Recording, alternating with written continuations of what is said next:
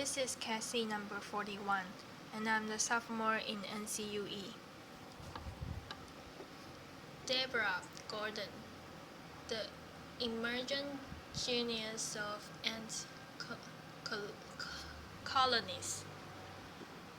I study ants, and that's because I like to think about how organizations work, and in particular, how the simple parts of organizations interact to create the behavior of the whole organization.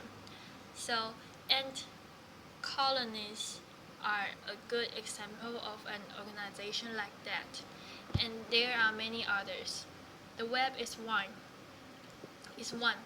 There are many biological systems like that, brains, cells, developing embryos. There are about 10,000 species of ants.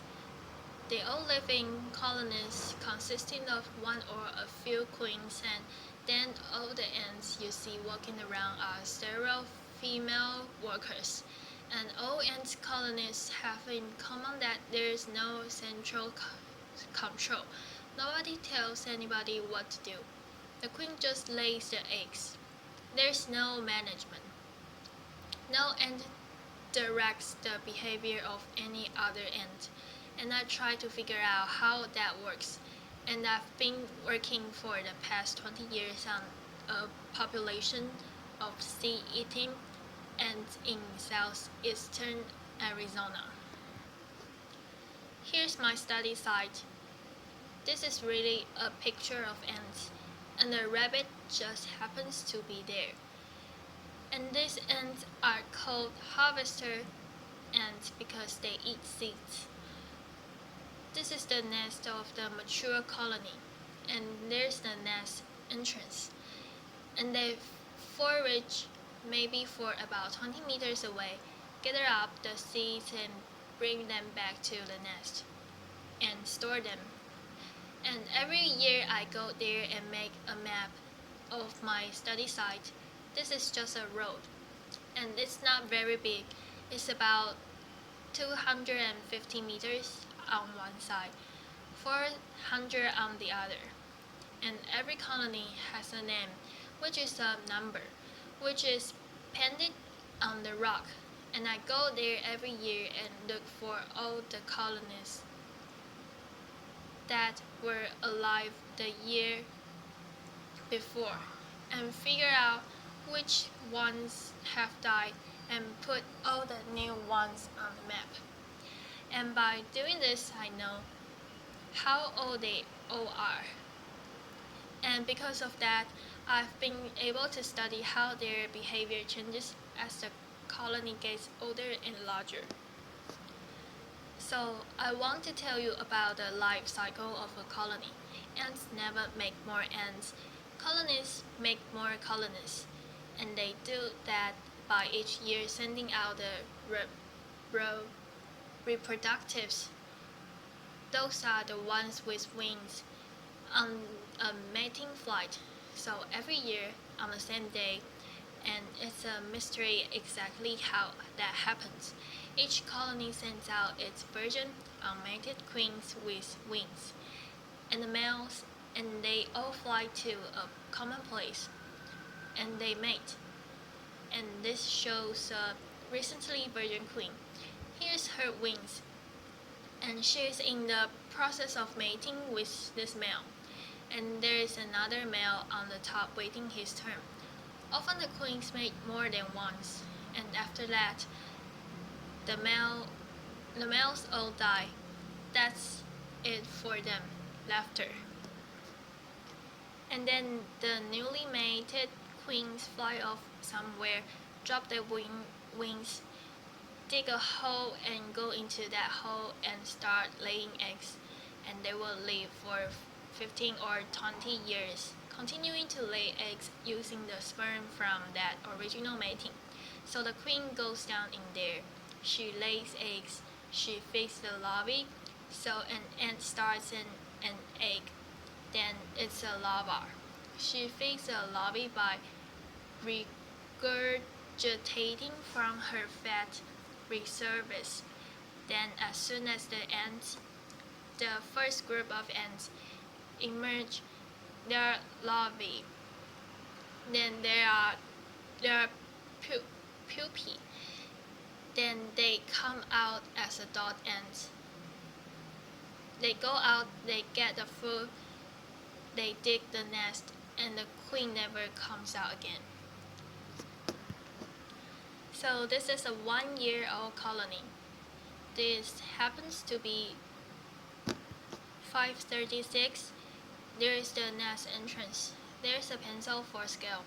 So this is a colony founded by a queen and previous summer.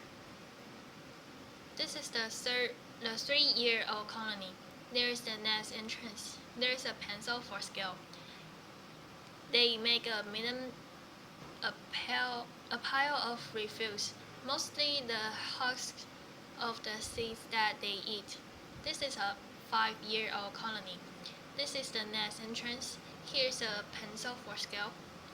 This is about as big as they get, about a meter across. And then this is how colony size and numbers of worker ants changes. So this is about 10,000 worker ants. Changes as a function of colony age in years. So it starts out with 0 ants, just the founding queen, and it grows to a size of about 10 or 12,000 ants when the colony is 5. And it stays that size until the queen dies and there's nobody to make more ants when she's about 15 or 20 years old. And it's when they reach this stable size in numbers of ants that they start to reproduce. That is to send more winged queens to males to that year's mating flight. And I know how colony size changes as a function of colony age because I've dug up colonies of known age and counted all the ants after. So that's not the most fun part of this research, although it's interesting. Laughter. Really, the question that I think about with this ants is what I call task allocation. That's not just how is the colony organized, but how does it change what it does, what's doing. How is it that the colony managed to adjust the numbers of workers performing each task as conditions change? So things happen to an ant colony. When it rains in the summer, it floods in the desert. There is a lot of damage to the nest, and extra ants are needed to clean up that mess when extra food becomes available. And this is what everybody knows about picnics.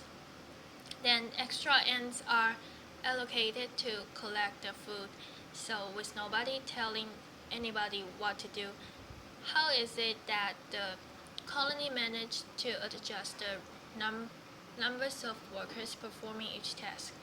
And that's the process that I call task allocation. And in harvester ants, I divide the task of the ants I see just outside the nest into these 4 categories. Where an ant is foraging, when it's out along the foraging trail, searching for food or bringing food back. The patrollers, that's supposed to be a magnifying glass, are an interesting group that go out early in the morning before the foragers are active. They somehow choose the direction that the forager will go, and by coming back, just by making it back, they tell the foragers that it's safe to go out. Then the nest maintenance worker work inside the nest. And I wanted to say that the nest looked a lot like Bill Leishman's house. That is, that there are chambers inside. They line the walls of the chambers with moist soil, and it dries to a kind of a dough-like surface in it. It also looked very similar to some of the cave dwelling of the Hopi people that are in that area. And the nest maintenance workers do that inside in the nest, and then they come out of the nest carrying bits of dry soil in their mandibles. So you see the nest maintenance worker come out with a bit of sand, put it down, turn around, and go back in. And finally, the workers put some kind of territorial chemical in the garbage. So what you see the medium workers doing is making a pile of refuse. On one day, it'll all be here, and then the next day they'll move it over there, and then they'll move it back. So that's what the medium workers do. And these four groups are just the ants outside the nest. So that's only about 25% of the colony, and they're the oldest ants. So an ant starts out somewhere near the queen, and when we dig up nest, we find they're about as deep as the colony is wide, so about a meter deep for the big old nest. And then there is another long tunnel in a chamber where we often find the queen. After 8 hours of hacking away at the rock with pickaxes, I don't think that chamber has evolved because of me and my backhoe and my crew of students with pickaxes, but instead because when there's flooding, occasionally the colony has to go down deep, so there's this whole network of chambers. The queen's in there somewhere. She just lay eggs. There's the lobby, and they consume most of the food. And this is true of most ants, that the ants you see working around don't do much eating. They bring it back and feed it to the lobby.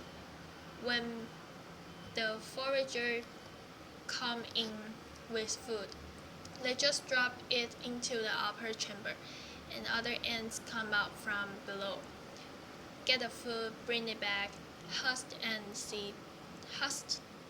the seed, and pile them up.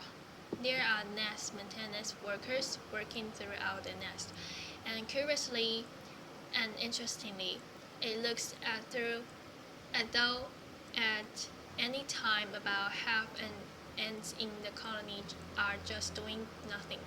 So despite what it says in the Bible about, you know, look to the end, thou sluggard. In fact, you could think of those ants as reservists. That is to say, if something happened, and I've never seen anything like this happen, but I've only been looking for 20 years. If something happened, they might all come out if they were needed. But in fact, mostly they are just hanging around in there. And I think it's a very interesting question. What is there about the way the colony is organized that might give some function to a reserve of ants who are doing nothing? And they sort of stand as a buffer in between the ants working deep inside the nest and the ants working outside. And if you mark ants that are working outside and dig up a colony, you never see them deep down. So what's happening is that the ants work inside the nest when they're younger. They somehow get into this reserve,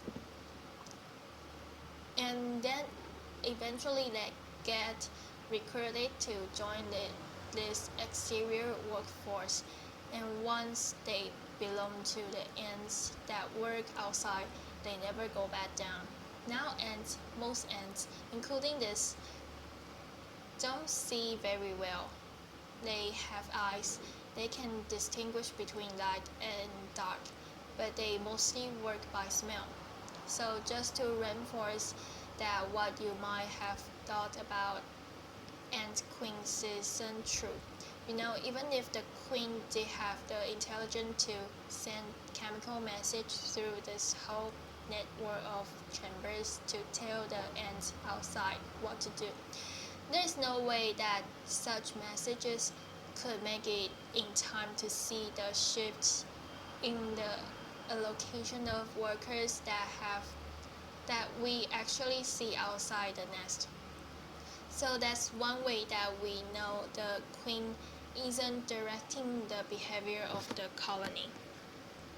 So when I first set out to work on task allocation, my first question was, what's the relationship between the ants doing different tasks? Does it matter to the foragers what the nest maintenance workers are doing? Does it matter to the medium workers what the patrollers are doing?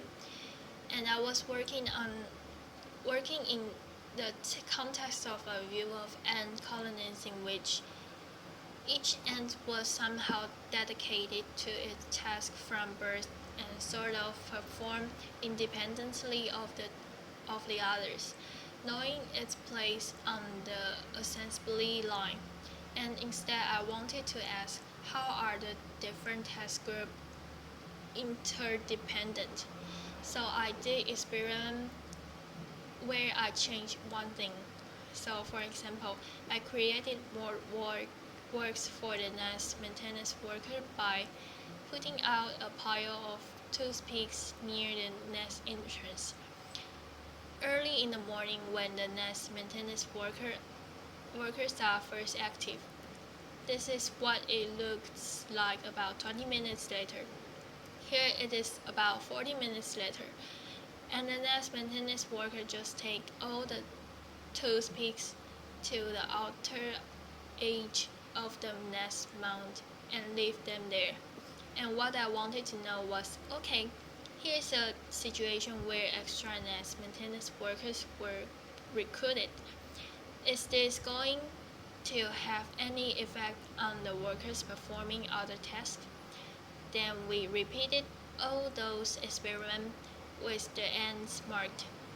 So here's some blue nest maintenance workers, and lately we've gotten more sophisticated, and we have this 3-color system, and we can mark them individually so we know which ant is which.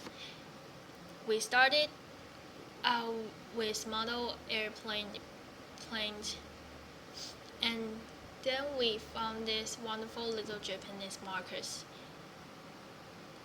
and they work really well. And so just to summarize the result, well, it turns out that yes, the different tasks are interdependent.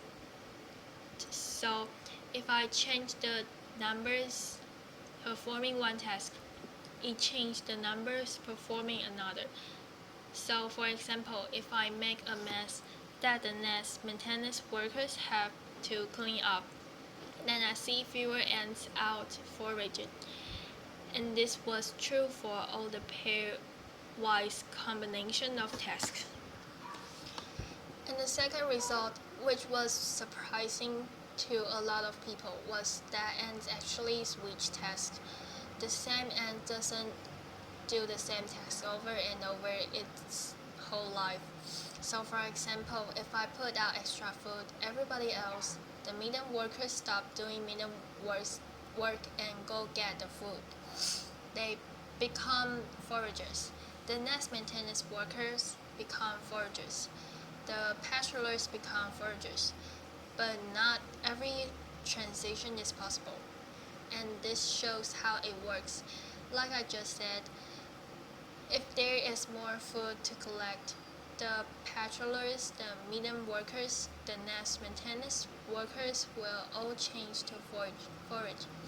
If there is more patrolling to do, so I created a disturbance. So extra patrollers were needed. The nest maintenance workers will switch to patrol.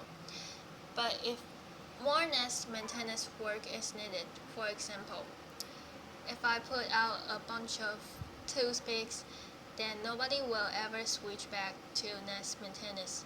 They have to get nest maintenance workers from inside the nest, so foraging acts as a sink, and the ants inside the nest acts as a source.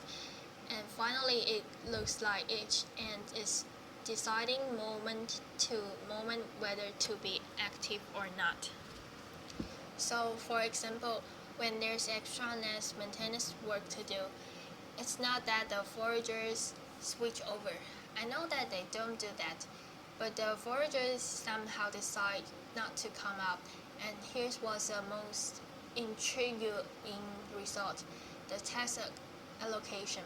This process changes with colony age, and it changes like this when I do this experiment with older colonists.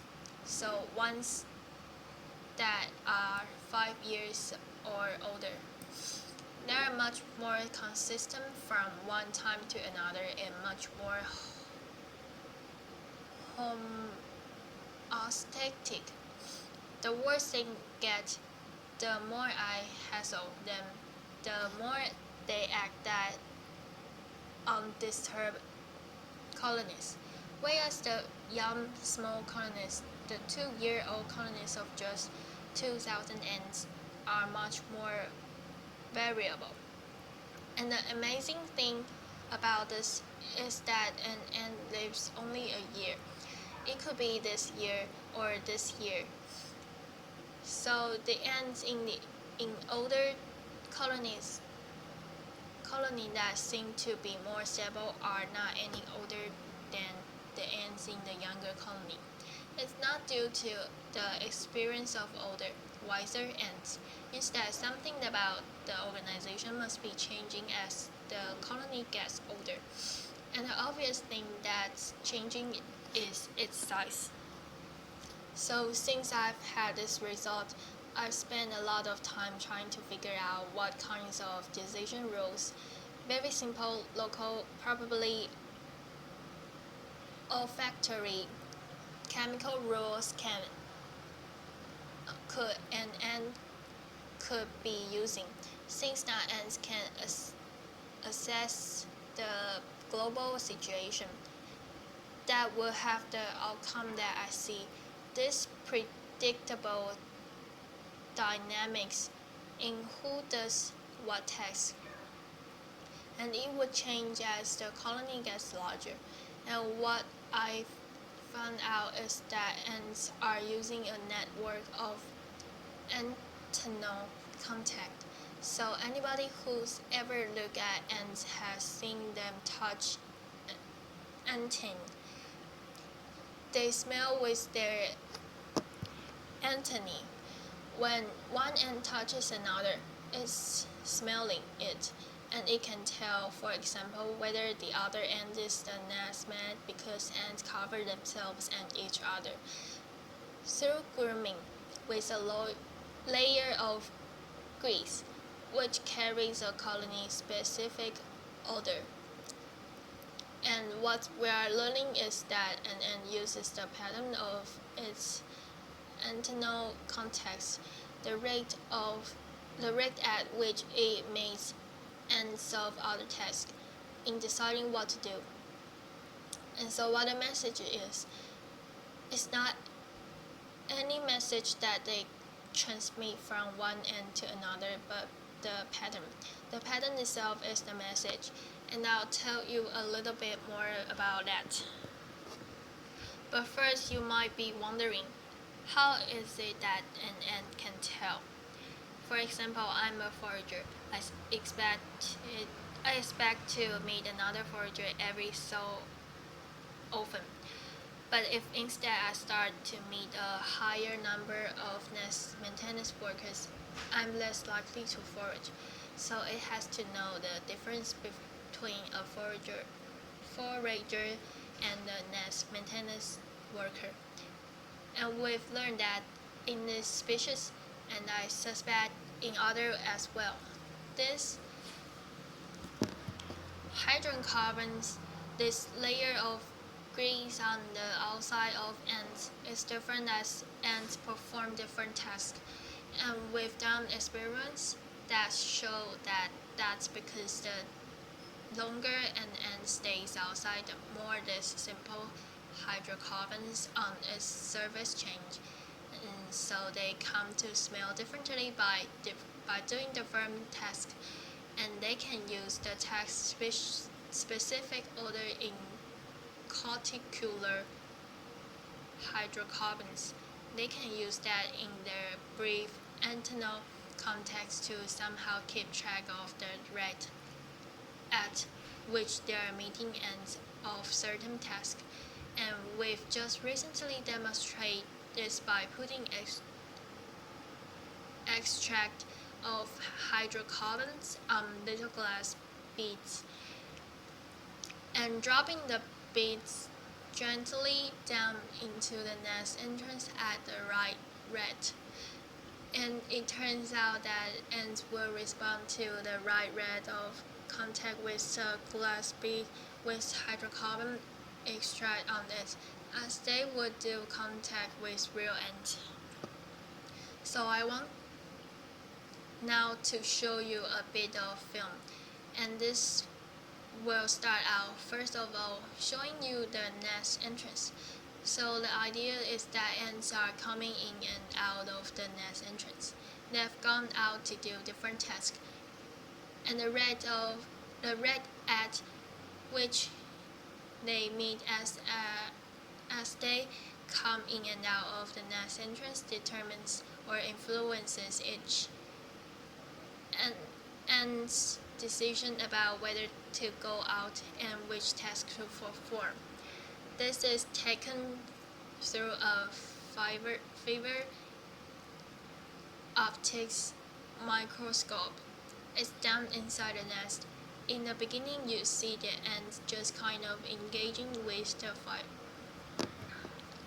fiber optic microscope, but the idea is that the ants are in there, and each ant is experiencing a certain flow of ants passage, a string of contacts with other ants, and the pattern of these interactions determines whether the ant comes back out and what it does when it comes back out.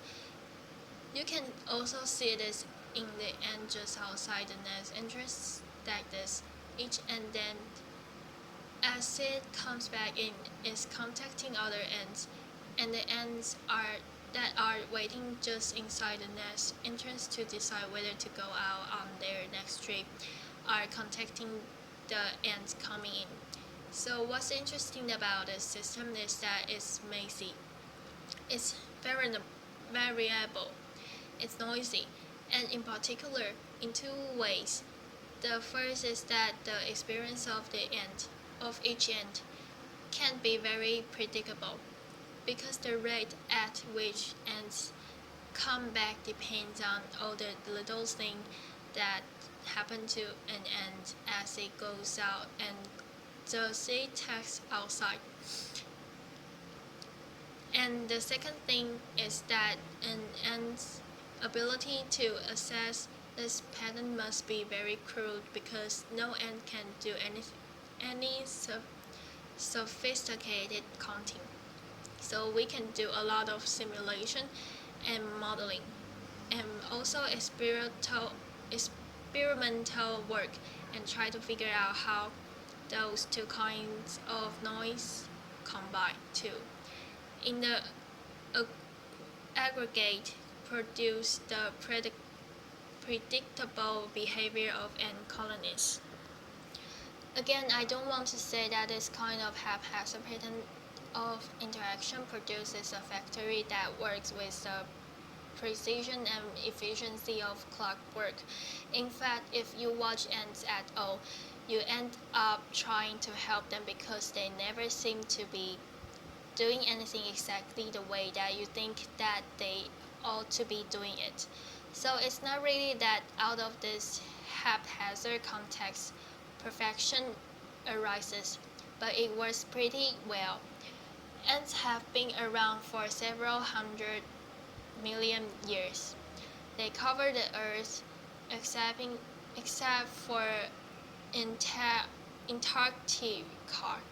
Something that they are doing is clearly successful enough that this pattern of haphazard contact in the aggregate produces something that allows ants to make a lot more ants. And one of the things that we are studying is how natural selection might be acting now to shape this use of interaction patterns. This network of interaction patterns to perhaps increase the forage efficiency of ant colonies. So the one thing though that I want you to remember about this is that this pattern of interactions are something that you'd expect to be closely connected to colony size.